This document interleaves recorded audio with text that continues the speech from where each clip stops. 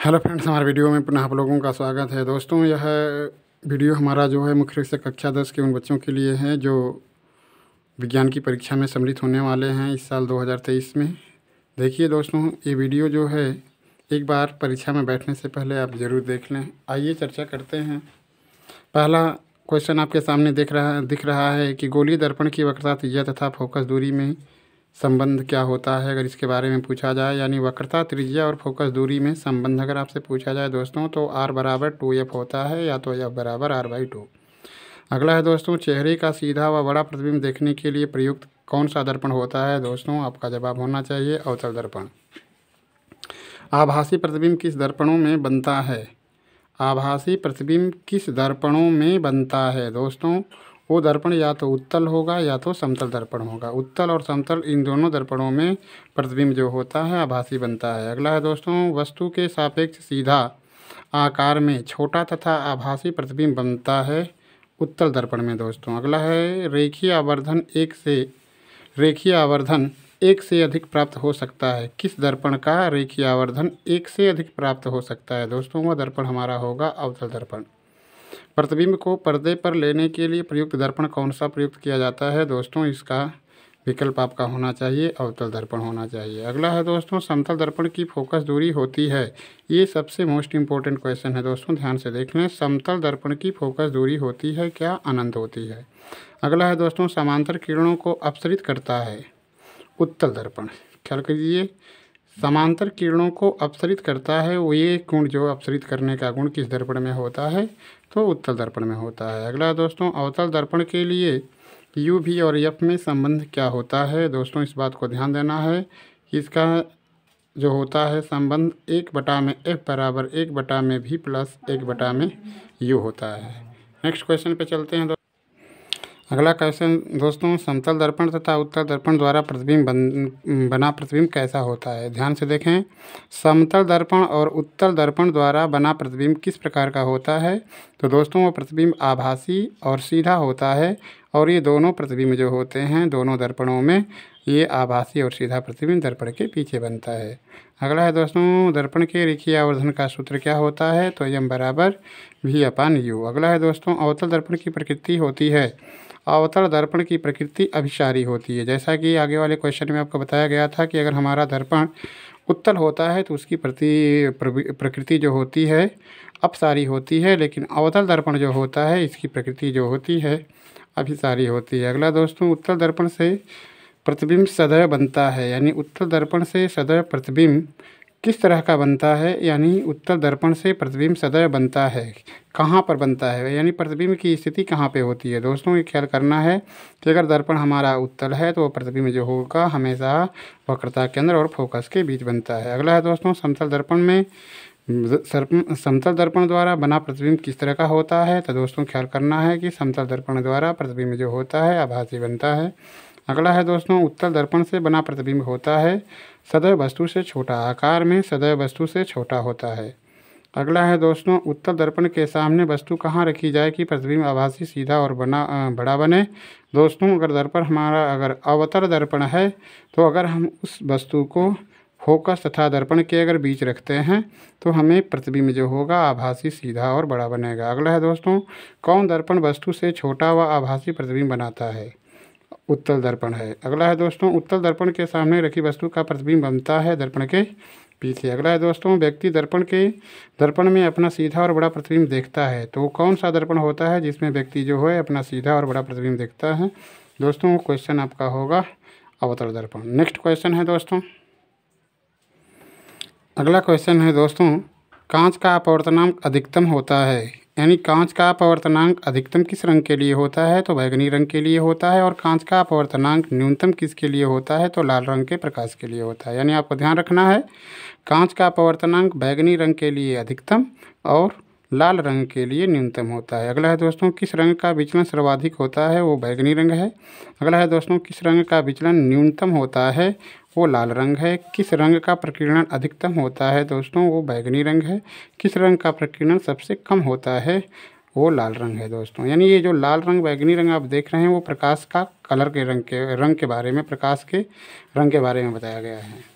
अगला है दोस्तों, अंतरिक्ष से अंतरिक्ष यात्री को आकाश कैसा दिखता है दोस्तों? काला दिखता है। प्रकाश का अधिकतम तरंग दैर्ध्य होती है 4×10⁻10 मीटर और प्रकाश का न्यूनतम तरंग दैर्ध्य होता है जो अधिकतम इतना और सॉरी यहाँ पे कन्फ्यूजन दिख रहा है, यानी प्रकाश का अधिकतम तरंग दैर्ध्य जो है वो ये होना चाहिए, ये आपका अधिकतम होगा 7.4×10⁻10 मीटर और न्यूनतम तरंग दैर्ध्य जो होती है 4×10⁻, लेकिन सॉरी ठीक है, ये प्रकाश का अधिकतम तरंग दैर्ध्य इतना होता है और प्रकाश का न्यूनतम तरंग दैर्ध्य इतना होता है। अगला है दोस्तों, आकाश का रंग नीला दिखाई देता है किसके कारण? प्रकीर्णन के कारण। अगला है दोस्तों, प्रकाश का अगला है दोस्तों क्वेश्चन कि प्रकाश का अपने संयोजी रंगों में बट जाने की क्रिया क्या कहलाती है? तो आपको ख्याल करना है, वह वर्ण विक्षेपण कहलाता है। प्रकाश के फैलने की क्रिया का क्या कहलाती है? प्रकीर्णन कहलाती है। वायु का निरपेक्ष अपवर्तनांक लगभग कितना होता है? 1 होता है। वायु के सापेक्ष हीरे का जो अपवर्तनांक होता है दोस्तों वो 2.4 होता है। अगला है दोस्तों, हीरे वायु के लिए क्रांति कोण होता है, ये 24 अंश होता है दोस्तों, इसको ध्यान देना है। हीरे के लिए वायु का क्रांति कोण 24 अंश और वायु के सापेक्ष हीरे का अपवर्तनांक 2.4। अगला है दोस्तों, वायु के सापेक्ष कांच का अपवर्तनांक होता है। वायु के सापेक्ष कांच का अपवर्तनांक क्या होता है दोस्तों? 1/sin c, जहाँ sin c जो है वो क्रांति कोण है। अगला है दोस्तों, जैसा कि देख रहे हैं कि लेंस का क्षमता यानी लेंस की क्षमता का मात्रक क्या होता है? तो आपको ध्यान रखना है, लेंस की क्षमता का सूत्र क्या होता है दोस्तों? आपको दिमाग में रखना है कि लेंस की क्षमता का जो सूत्र होता है P = 1/f। अगर ये सूत्र लिखते हैं तो ये f मीटर में दिखना चाहिए। अगर f यानी फोकस दूरी अगर सेंटीमीटर में है तो P का मान निकालने के लिए 100/f लगते हैं सेंटीमीटर में होने पर। अगला है दोस्तों, उत्तल लेंस की फोकस दूरी क्या होती है दोस्तों?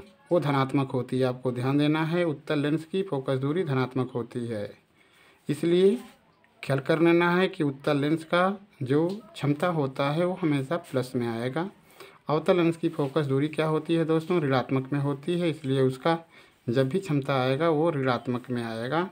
अक्षरों को बड़ा देखने के लिए प्रयुक्त कौन सा लेंस होता है दोस्तों? उत्तल लेंस होता है। सूर्य से प्राप्त प्रकाश अपसरित होता है अवतल लेंस से। लेंस के लिए यू भी और एफ में संबंध क्या होता है दोस्तों? 1/f बराबर 1/v माइनस 1/u। अगला है दोस्तों, किस लेंस का आवर्धन 1 से कम होता है? तो ख्याल कर लेना है, वो हमारा अवतल लेंस होगा। अगला है दोस्तों, किस लेंस का आवर्धन 2 गुना प्राप्त हो सकता है? वो हमारा उत्तल लेंस है।